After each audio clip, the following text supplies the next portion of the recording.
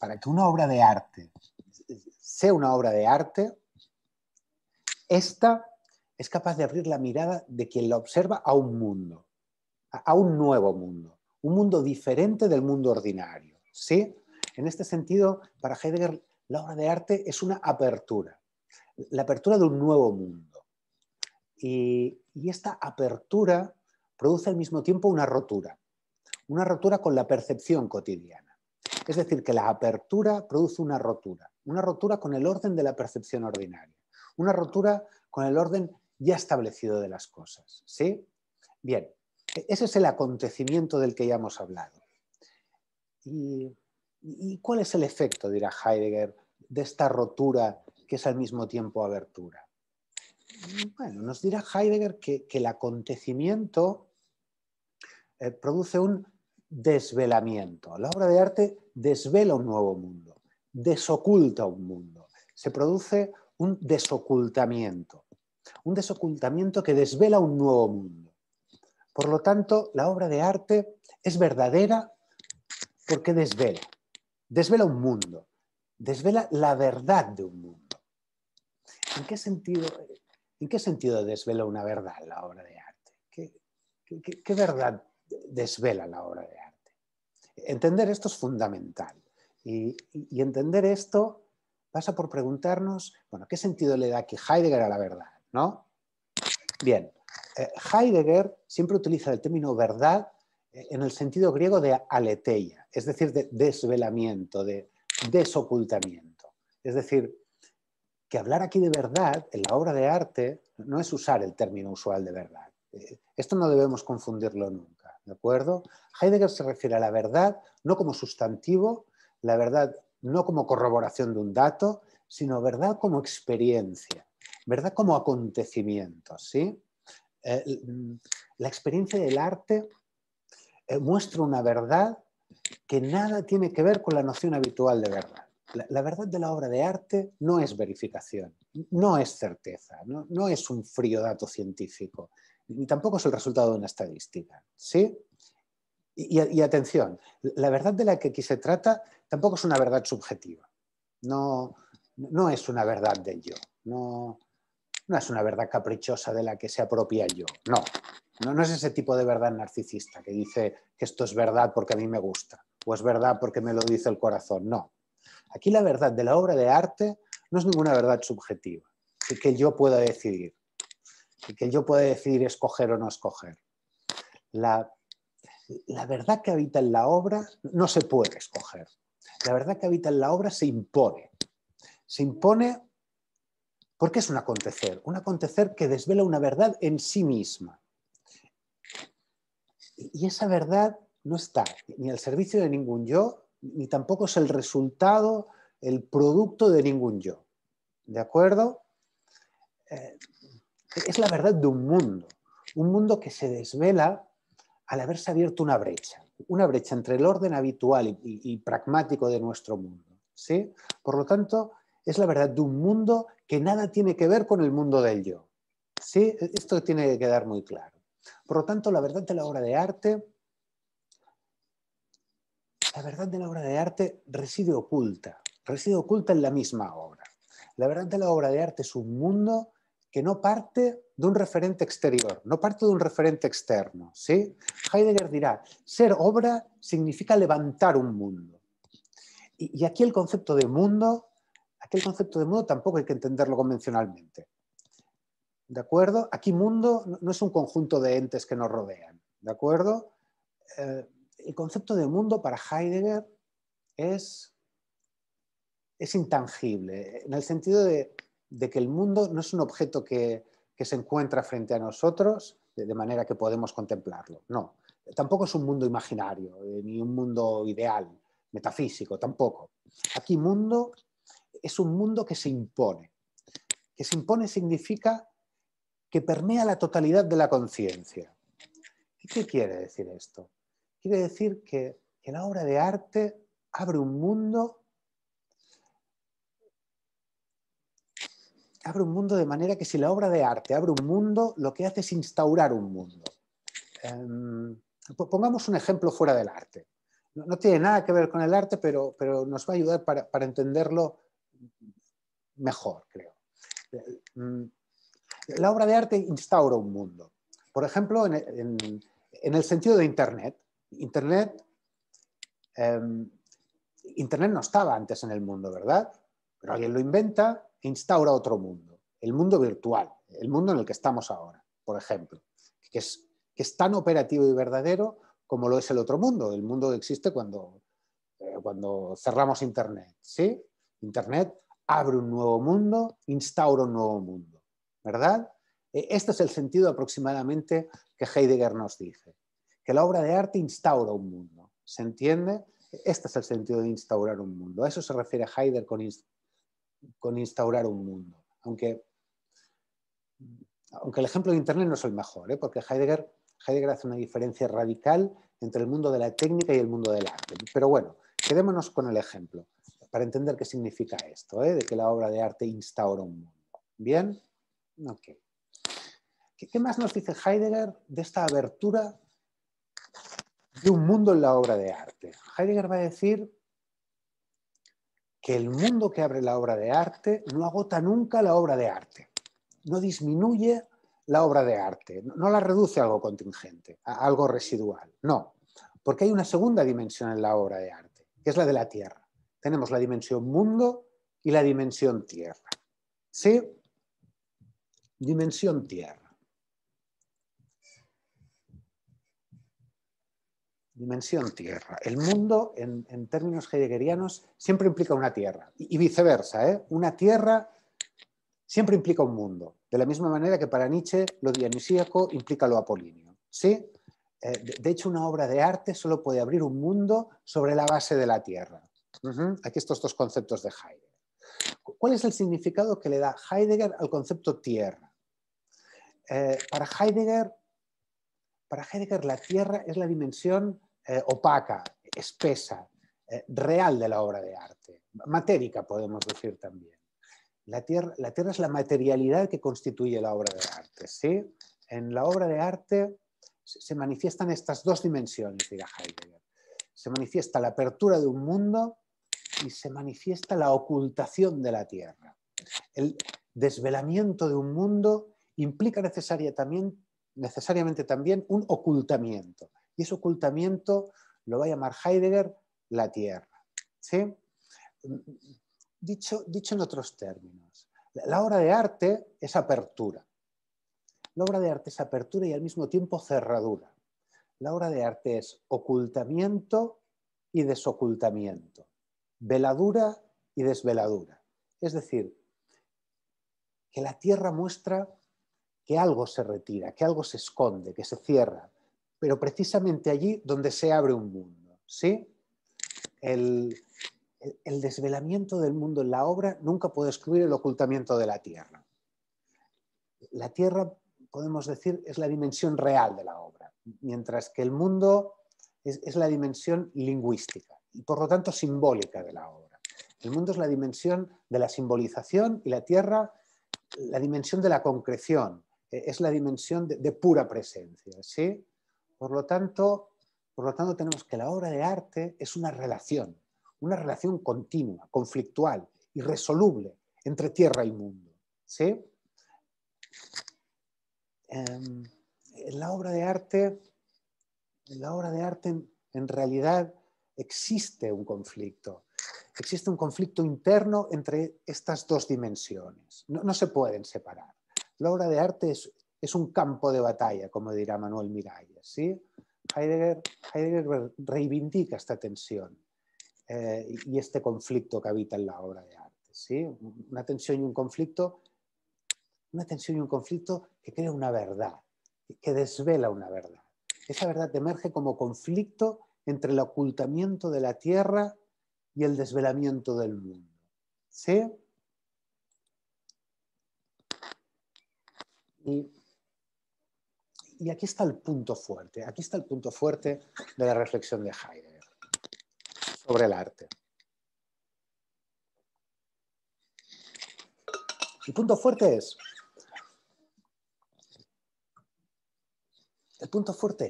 si la obra de arte emerge como tensión y conflicto entre mundo y tierra, y este conflicto es el que establece la verdad de la obra.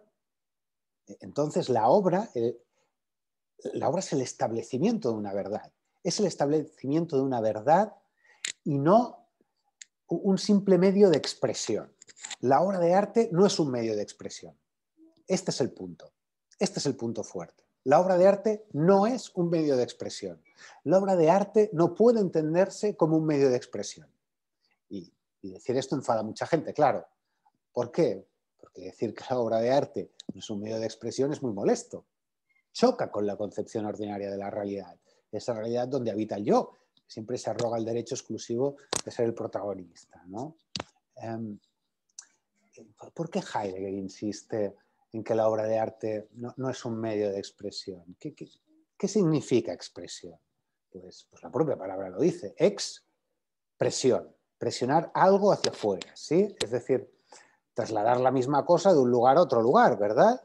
Este es el sentido habitual del arte como medio de expresión, ¿no? Que la obra expresaría una emoción o una sensación o expresaría una idea que transmitiría el autor desde algún lugar de su interior, ¿no? Esta es una concepción habitual y muy extendida además del arte, ¿sí?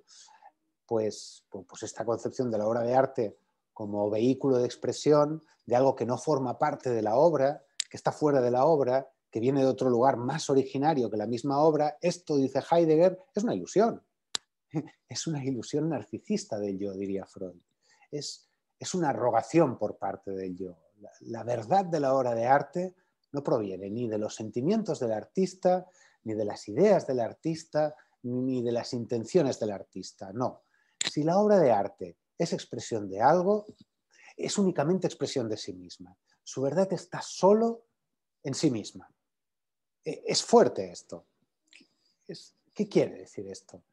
Esto quiere decir que la verdad de la pintura está solo en la pintura. La verdad del poema está solo en el poema. La verdad de la obra de arte es, por lo tanto, soberana, independiente, independiente de todo significado exterior. Por lo tanto, la obra de arte se explica desde su interioridad. Una interioridad que abre un mundo, ¿sí? Es decir, que la verdad de la obra de arte no remite a ningún primer significado. La verdad de la obra de arte no es la expresión de otra cosa. Heidegger nos dice que la obra de arte es más bien un acontecer en sí mismo, el acontecer de un corte en la red de significantes ya establecido. Es decir, que la obra de arte emerge como un trauma real, que interrumpe el orden ya estructurado de la realidad, ¿sí? La obra de arte abre un nuevo mundo, instaura otro mundo, ¿sí? No sé si os dais cuenta, pero esto tiene unas consecuencias enormes, claro, porque si tomamos esto en serio, si tomamos en serio que la obra de arte es en sí misma un acontecimiento, si la presencia de la obra no es el resultado, no es el derivado de ningún referente externo, sino que desde sí misma abre su propio mundo y trae dentro de sí su propia significación, su propia verdad, entonces nos encontramos con un verdadero dilema. Es un dilema enorme. ¿Cuál es el dilema? ¿Cuál es el dilema? El dilema lo expresa muy bien esta imagen.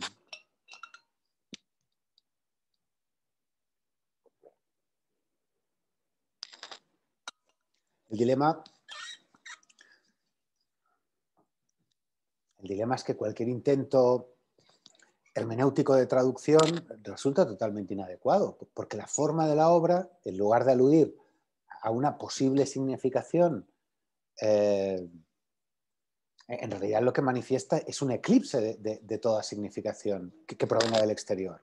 Dicho de otra manera, no podemos interpretar la obra de la manera canónica, no podemos interpretar la obra de arte como se hace de forma corriente, como hacemos habitualmente, vaya. Vamos a ver, ¿cómo interpretamos habitualmente una obra todos nosotros? ¿Cómo interpretamos habitualmente una obra? Bueno, tenemos dos formas clásicas de interpretar. Una es interpretar mediante la representación. Interpretamos así siempre que nos preguntamos, ¿y esto qué representa? Es decir, ¿qué nos vuelve a presentar? ¿Sí? Y desde esta perspectiva interpretamos que lo primero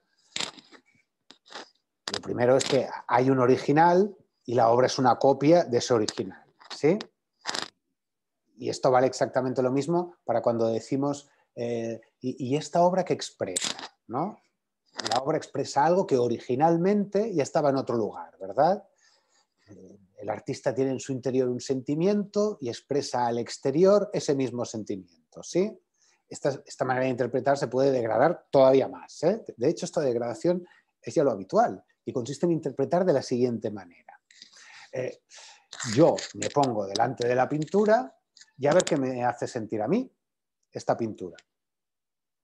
Es muy popular esta manera de interpretar, ¿verdad? Esta es una interpretación, podemos llamar, narcisista.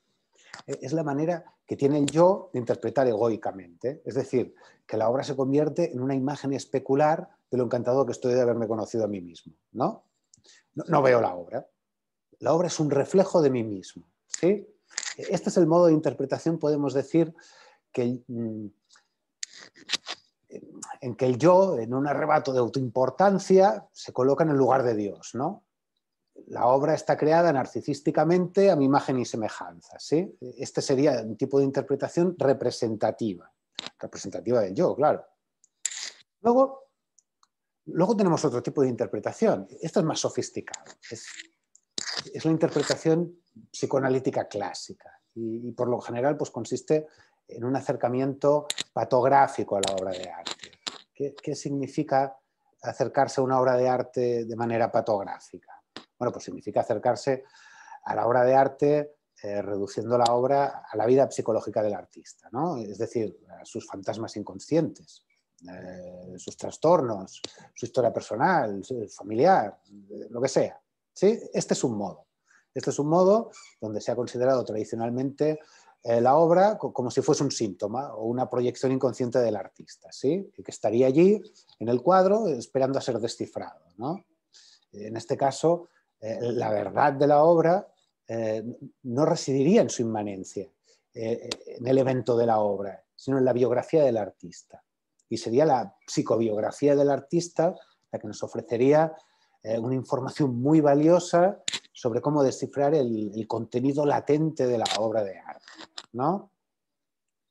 Y así, pues según un simbolismo psicológico pues terriblemente reduccionista, la historia privada y biográfica del artista acabaría por explicar el contenido de la obra de arte. Y punto. ¿Sí? Bueno, literatura de este tipo hay muchísima, a punta pala. Bueno, este es un tipo de acercamiento interpretativo que se ha hecho, ¿sí? Que intenta explicar el arte a través de las neurosis o la psicosis del autor. Bien. Luego se ha formulado también otra manera de interpretar la obra, muy diferente a esta. Y en esta otra manera se liquida el problema de la relación del arte con el individuo. Y lo que se hace es exaltar la obra de arte como totalmente desvinculada de la vida del artista, ¿sí? Desde un punto de vista donde la obra de arte lo único que expresaría sería el gobierno de ciertas leyes estructurales que precedirían su composición, ¿no? Esto es lo que se ha llamado la corriente estructuralista. Y la mirada estructuralista sobre el arte sale en cierta medida como reacción a la postura patográfica que comentábamos antes, ¿no? La interpretación estructuralista reivindicaría la total autonomía del texto artístico, diciendo que el juicio de valor sobre una obra de arte debe considerarse totalmente independiente de la biografía del artista, ¿sí? Y aquí tendríamos, pues mira, desde Lévi-Strauss a los estudios de estética de Adorno, la Escuela de Frankfurt, donde el artista, pues como individuo no cuenta, ¿no? Me acuerdo de una anécdota ahora. Es la frase esa que le soltó Lévi-Strauss a Sartre. No sé si la conocéis. Cuando Sartre hablaba de la individualidad y la libertad humana y Levi Strauss le dijo, no, a los hombres hay que estudiarlos como si fuesen hormigas. Esta es la mirada estructuralista, ¿no? El hormiguero. Una mirada antropológica y marxista, donde el ser humano individual no importa. Lo que importa es el ser colectivo, ¿sí? Y por lo tanto, desde esta mirada, toda obra artística obedece solamente a la estructura, ¿no? Ya sea la estructura formal, histórica o social, ¿sí? Donde la impronta personal del artista aparece siempre en un segundo plano o directamente desaparece, ¿eh? Bueno, claro, ninguna de estas corrientes de interpretación van a convencer a Heidegger. Claro, para Heidegger, pensar la obra de arte, pensar el fenómeno artístico desde una perspectiva exclusivamente psicologista o exclusivamente sociológica es una mirada muy corta, una aproximación al arte incapaz de atender el fenómeno que se presenta en la obra misma, el mundo que se abre en la obra. Y que en vez de atender al fenómeno, lo que hace sin darse cuenta, esta mirada es colonizarla, ¿no? Colonizar el mundo que se abre en la obra, con una interpretación que es ajena a la misma obra, ¿sí? Por lo tanto, son acercamientos interpretativos que, lejos de atender al fenómeno, lo que hacen es colonizarlo con categorías que vienen de fuera del fenómeno, ¿sí? En realidad es un modo de acercarse a la obra de arte muy poco respetuosa con la obra de arte, porque interpreta la obra como derivado de otra cosa, ¿sí? Y Heidegger lo que va a tratar es de ser respetuoso con lo que acontece en el fenómeno artístico. Quiere acercarse cuidadosamente al fenómeno artístico, ¿sí? ¿Cómo?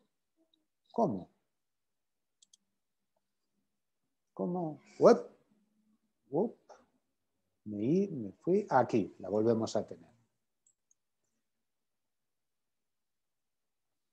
¿Cómo puede atender uno al fenómeno artístico? Dice Heidegger.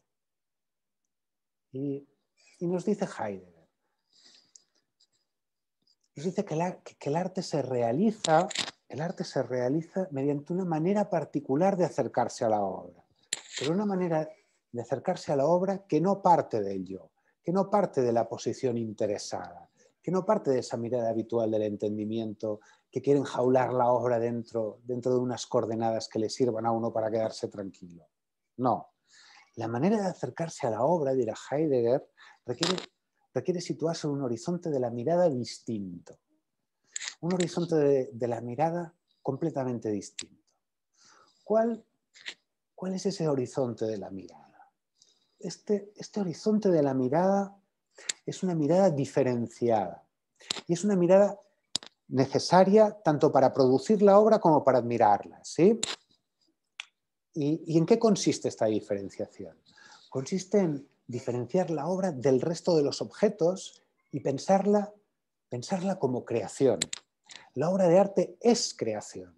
Y como creación no podemos verla como vemos el resto de objetos que pueblan el mundo. Debemos verla como creación. ¿Sí? Bien. ¿Y qué significa esto? Significa que la relación habitual que tiene el yo con los objetos es de apropiación. Es la mirada que trata siempre de reducir al objeto al sometimiento de los intereses del yo. Es la mirada que pone siempre el objeto a su servicio. Esta es la mirada, digamos, utilitarista del yo. La mirada que solo es capaz de ver las propiedades útiles que tiene el objeto para el yo.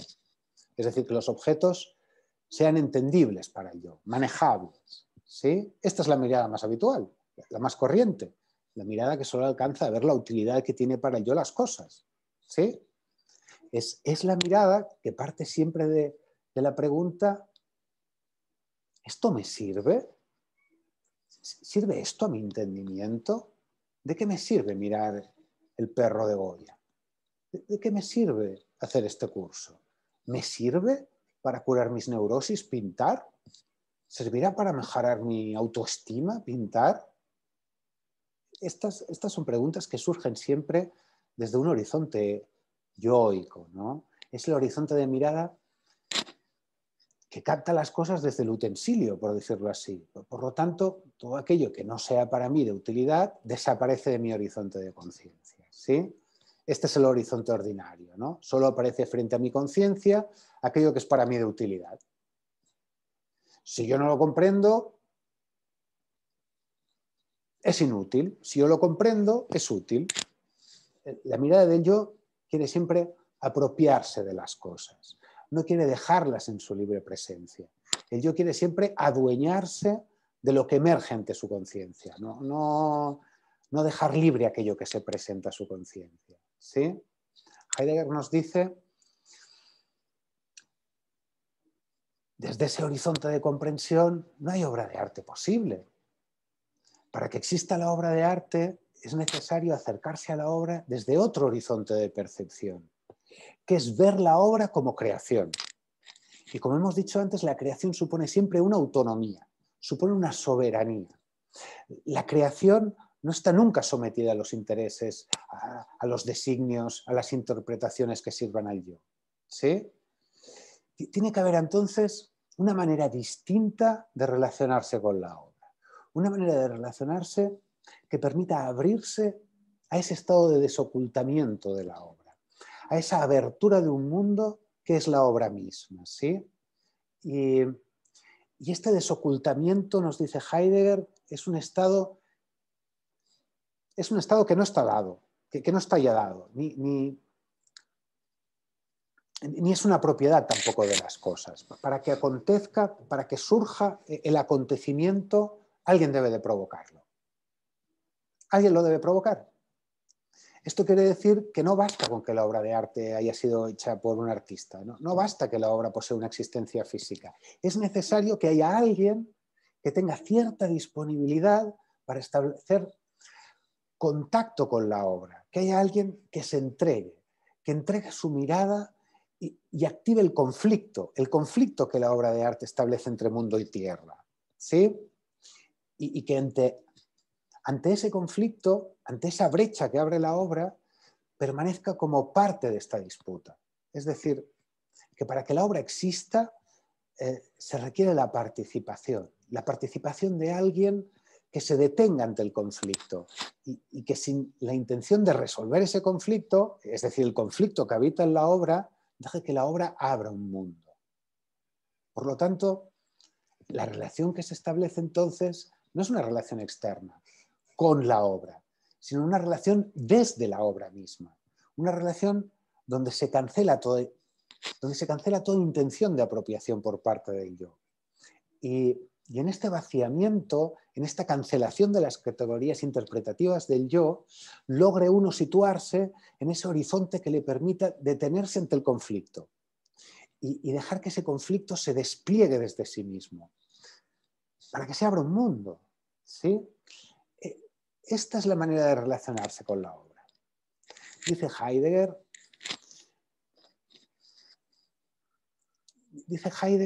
que esta manera de relacionarse con la obra es una relación que va a definir con la palabra Sorge. En alemán la palabra Sorge es cuidado. Mantener una relación de cuidado con la obra. Es decir, me mantengo en un trato cuidadoso con la obra, ¿sí? No me abalanzo sobre la obra con tal de tratar de definirla, de interpretarla, de valorarla, ni tampoco trato de apropiármela, en el sentido de evaluar qué me hace sentir a mí, qué me transmite a mí, qué sensación tengo yo cuando la obra está delante de mí. No. Estos son nada más que estrategias del yo para deshacerse rápidamente del conflicto que habita en la obra. Eso no es cuidar la obra. Este cuidar del que hablamos aquí es demorarse en la obra, un demorarse al que la obra misma obliga. La obra me obliga a hacer una detención. El cuidado de la obra es demorarme en la obra, ¿sí? Heidegger lo dice así. Heidegger lo dice en sus propias palabras. Dice, detenerse en esta demora es lo que permite que lo creado sea la obra que es. Voy a repetir. Detenerse en esta demora es lo que permite que lo creado sea la obra que es. Dejar que la obra sea una obra es lo que denominamos el cuidado por la obra. Bien, este cuidado, este detenerse que implica la experiencia artística, dice Heidegger, hace que la obra nos lleve bruscamente a un lugar distinto del que ocupamos normalmente. Esta experiencia de cuidado nos demanda cancelar el horizonte de comprensión desde donde actuamos de forma inadvertida cada día, automática y reflexiva, inconsciente podríamos decir. Es decir, requiere cancelar ese modo de actuar, de conocer y de contemplar corrientes, a fin de demorarnos en la verdad que acontece en la obra. ¿Sí? ¿Y qué nos ocurre, dice Heidegger, cuando logramos situarnos en este horizonte distinto? ¿Qué ocurre tras este cambio de horizonte? Lo que ocurre, va a decir Heidegger, es el total extrañamiento. Lo que viene entonces es una sensación de extrañamiento.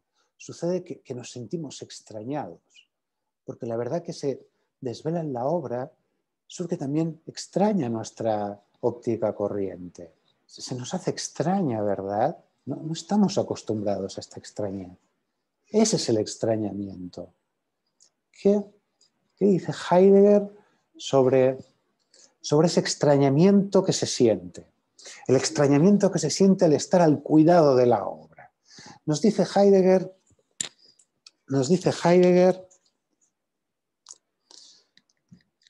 el cuidado por la obra es el lúcido internarse en lo inseguro de la verdad que acontece en la obra. Voy a repetirlo. El cuidado por la obra es el lúcido internarse en lo inseguro de la verdad que acontece en la obra. Esta frase es muy profunda. Vamos a detenernos en ella, ¿sí? Hagamos lo que nos pide Heidegger y demorémonos en esta frase, como si fuese... Nos pide lo mismo de la obra de arte, demorarnos. Vamos a demorarnos en esta frase. ¿Qué dice esta frase? ¿Qué dice esta frase? Esta frase dice: el cuidado por la obra es el lúcido internarse. Es decir, que el cuidar la obra es un estado lúcido, por lo tanto es un estado consciente. Por lo tanto hay un saber que me estoy internando. ¿Sí? Bien, ¿dónde me estoy internando? El cuidado por la obra es el lúcido internarse en lo inseguro de la verdad. Por lo tanto, es un saber que estoy entrando en un terreno inseguro. Un saberme inseguro. Un saberme inseguro que, ante la verdad que acontece. ¿Sí? Por lo tanto, tengo un saber de que no tengo ningún saber, ninguna seguridad. Que voy sin abrazaderas, sin puntos de apoyo, sin referencias estables. Me interno en lo inseguro de la verdad. Por lo tanto, voy inseguro. Me interno sin saber. Este es el cuidar de la obra. La cuido en la medida en que soy capaz de internarme en lo inseguro de su verdad. Por lo tanto, si no estoy seguro de su verdad, la verdad de la obra se convierte en un misterio. Esa verdad de la obra aparece como una incógnita. Cuidar significa mantenerme lúcido ante la incógnita, respetar esa incógnita, no tratar de huir de la inseguridad que me provoca la incógnita, no tratar de despejar rápidamente la incógnita de la ecuación, ¿sí? Sino todo lo contrario. Todo lo contrario. El cuidado por la obra es el lúcido internarse en lo inseguro de la verdad que acontece en la obra. Y justamente es encontrarme inseguro y mantenerme lúcidamente en medio de la inseguridad me permite internarme en su verdad. ¿Sí? Este es el extrañamiento, saberse inseguro ante la obra. Y ese saber es lo que Heidegger va a llamar el saber del poeta. El saber del poeta es saberse inseguro ante la obra. Y Heidegger define este saber como el poetizar. El poeta, el artista, es aquel que poetiza. Y poetizar es hacer posible el desocultamiento de la verdad. Una verdad que no está nunca acabada, sino una verdad que genera siempre un cuestionamiento, que genera siempre inseguridad, que genera extrañamiento. Por lo tanto, poetizar para Heidegger no significa tan solo escribir poemas, sino que es ante todo crear una apertura de un mundo, es decir, abrir un universo de sentido desde el cual las cosas se pueden desplegar desde su interioridad, desde dirá Heidegger, su ser creación. ¿Sí? La obra es un ser creación. Eso es poetizar. Y poetizar es para Heidegger relacionarse con las cosas de un modo muy distinto del habitual, como si fuese la primera vez, como si fuera la primera vez que nos encontramos con las cosas en nuestro camino. Y en lugar de plegarlas a nuestra conveniencia, el poetizar consiste en que en medio de ese extrañamiento procuremos estar abiertos a cómo se nos puede manifestar. ¿Sí? Por lo tanto, poetizar es mantenerse en esa brecha, en ese conflicto irresoluble que hace que la obra se presente siempre como inagotable en su interpretación. ¿Sí?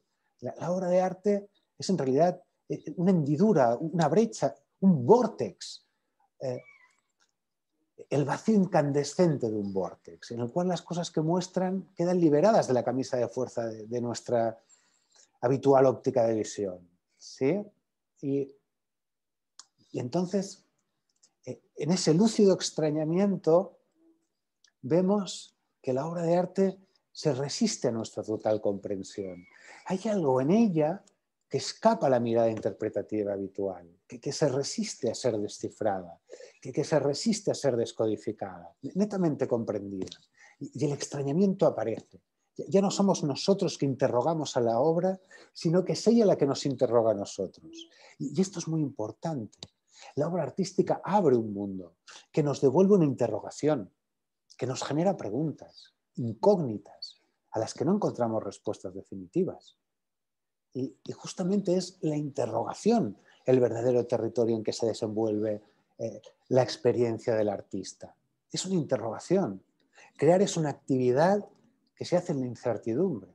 Y la incertidumbre es extrañamiento. El extrañamiento emerge siempre de una cierta fisura, de una quiebra, de un vacío. ¿De qué? De comprensión. Ese mantenerse lúcidamente en la falta de comprensión, es decir, mantenerse en la incógnita, en la interrogación, es el acto de creación. Interrogarse sobre la obra es estar al cuidado de la obra.